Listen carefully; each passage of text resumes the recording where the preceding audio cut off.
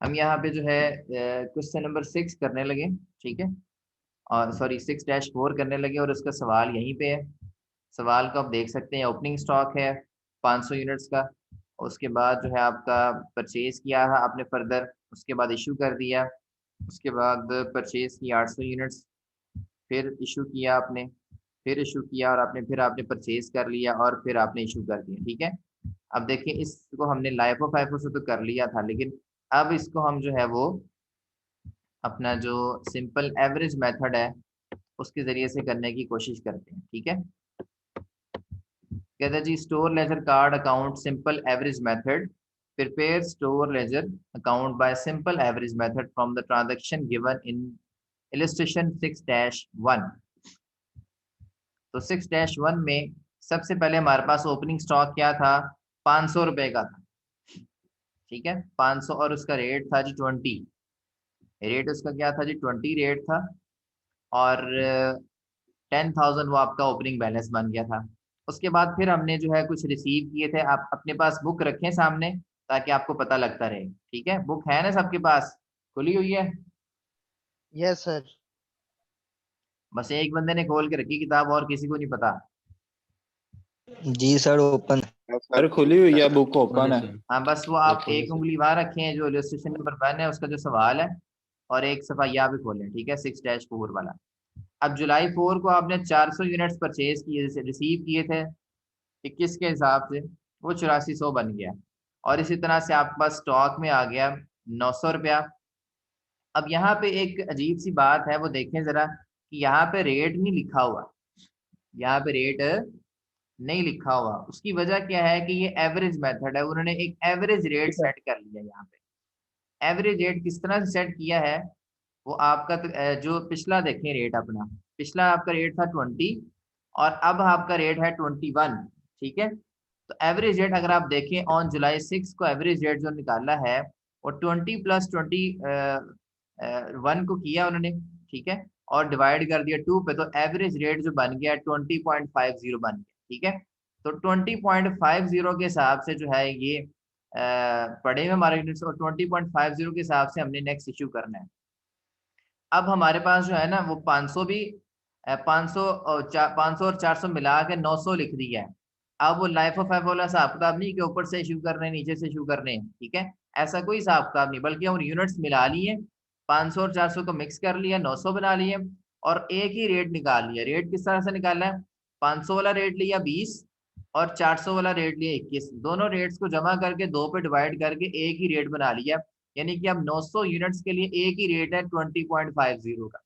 ये बात समझ आई है? Yes yes sir. सर।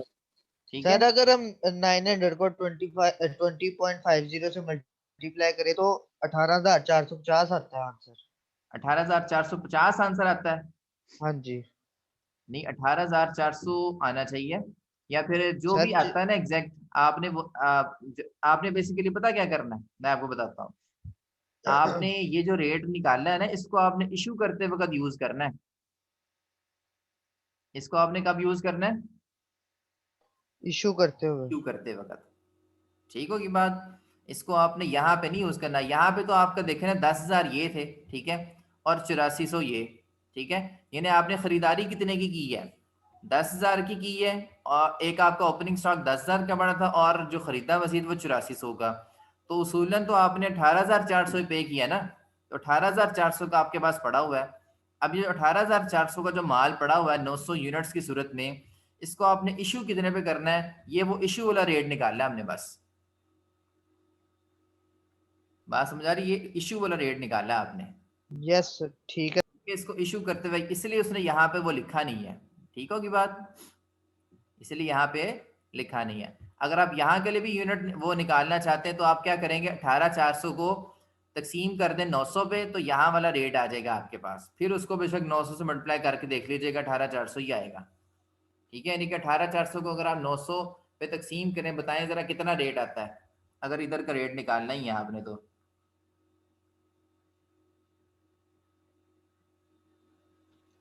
20.44। आता है, ऐसे ही है ना। तो 20.44 आप लिखना चाहें तो यहाँ लिख सकते हैं, अदरवाइज लिखने की जरूरत आपको नहीं है, ठीक है। बहरहाल इशू करते वक्त आपने देखना है रेट किस रेट पे इशू करना है। अब जुलाई 6 को आपने 600 यूनिट्स इशू किए हैं, वो ऊपर से इशू करना है नीचे से इशू करना है वो कोई मसला नहीं है, सिंपल 900 यूनिट्स पड़े हुए हैं उसमें से 600 यूनिट्स यहाँ पे लिखेंगे और 20.50 के हिसाब से हमने इशू कर देना है 12,300 और बकिया जो यूनिट्स रह गए वो 300 रह गए। ठीक है, बकिया यूनिट्स कितने रह गए आपके? 300 रह गए, 300 yes. 300 रह गए। और जो स्टॉक की जो अमाउंट है, ठीक है, अमाउंट देखिए वो अमाउंट आपकी कितनी रह गई है? तकरीबन 6100। ठीक है, 6100 की आपकी अमाउंट रह गई है। ठीक है, वो भी आप वो कैसे निकालेंगे 6100 की अमाउंट? ये 18,400 में से आप ये 12,300 अगर माइनस करेंगे ना तो आपके पास ये बकिया जो रकम है वो 6100 आ जाएगी। क्लियर होगी बात? Yes sir. 18,400 में से 12,300 के इशू कर दिए ना हमने। ठीक है, तो इशू जी। करने के बाद जो बकाया रकम बची वो 6100 बची है और 900 में से 600 यूनिट्स इशू कर दिए, उसमें से बकिया कितने बचे? 300 बच गए। क्लियर बात? Yes sir. उसके बाद नेक्स्ट आपने जुलाई 8 को दोबारा से 800 यूनिट्स परचेज किए हैं। ठीक है, याद रखें जब भी आप नई यूनिट्स परचेज करेंगे और उसके बाद में फिर इशू करेंगे तो रेट चेंज हो जाएगा, दोबारा से एवरेज रेट निकालना पड़ेगा। ठीक है, अभी तक जो रेट चल रहा है वो 20.50 चल रहा है, लेकिन अब आगे नई परचेज। ठीक है, 800 यूनिट्स लिए 24 के हिसाब से 19,200 के। अब पिछले पड़े थे 300 और ये 800। ठीक है, 300 और 800 कितने मिलके हो गए? 1100। 1100 इकट्ठे लिखेंगे। अब आप देखेंगे पिछलों का रेट क्या है।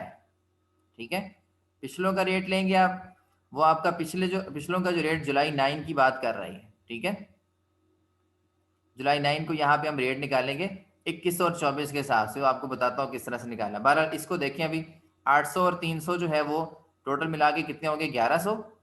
ठीक है, और 6100 में आप जो है 19,200 जमा करें।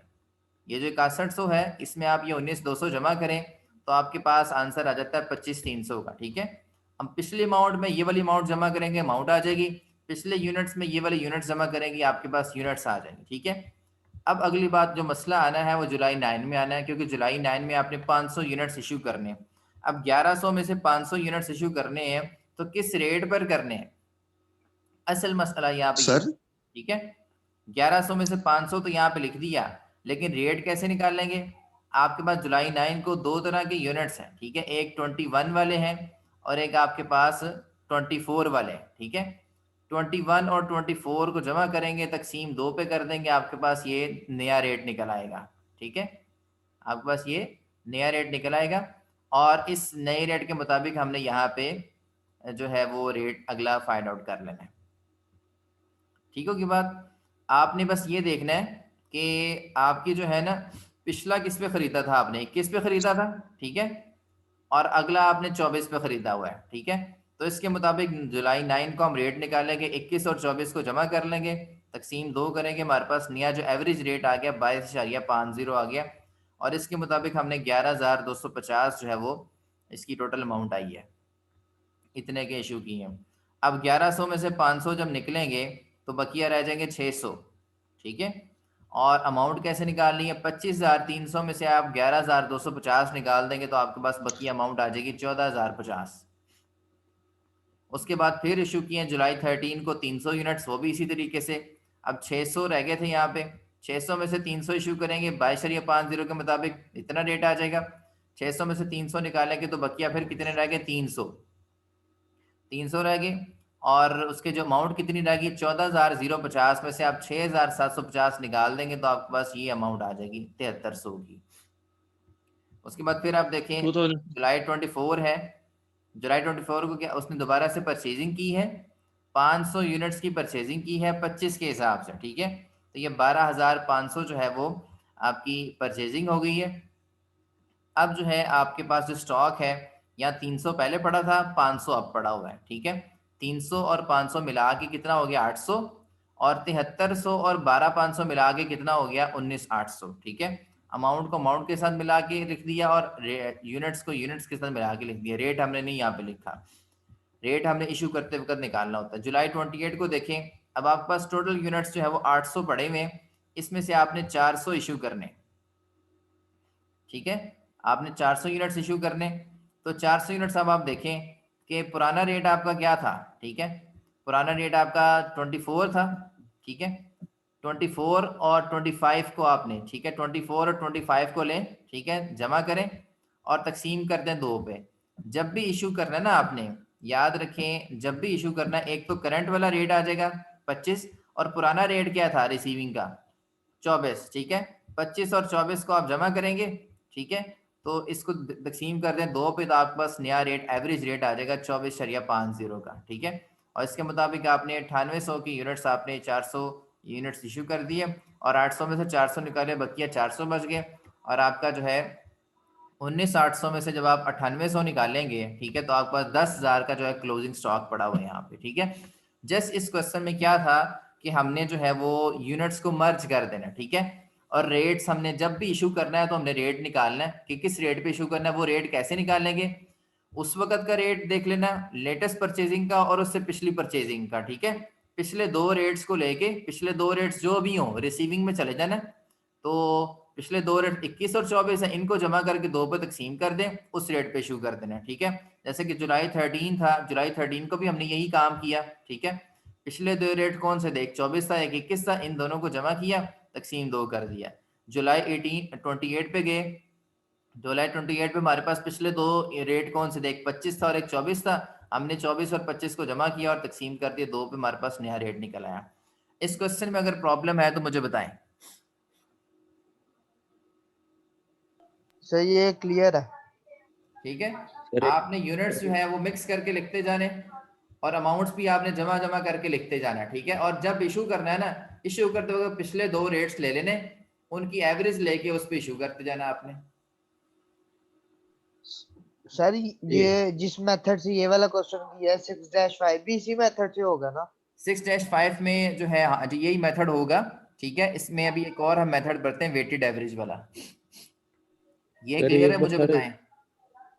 Yes no sir. सर, ठीक है, नो सर, 6-4 ये किया हमने, इसका क्वेश्चन जो है वो 6-1 पे लिखा हुआ है। अच्छा, अब नेक्स्ट देखें जरा आप, यही क्वेश्चन है। सर वो पीछे वाला सर थोड़ा सा क्लियर नहीं था जी बताएं बताएं। सर, उसमें जरा प्रॉब्लम था, थोड़ा सा वो समझ नहीं आई सर थोड़ी सी। पूछे पूछे, कहाँ प्रॉब्लम आ रही है। सर एक बार सर दोबारा थोड़ा बता दें सर। सर नहीं समझ लग रही। देखें, सवाल आपके सामने है, जी सर। बुक खोली हुई है आपने, जी सर खोलिए। तो 6-1 वाला क्वेश्चन देखा है आपने। जी जी देखें।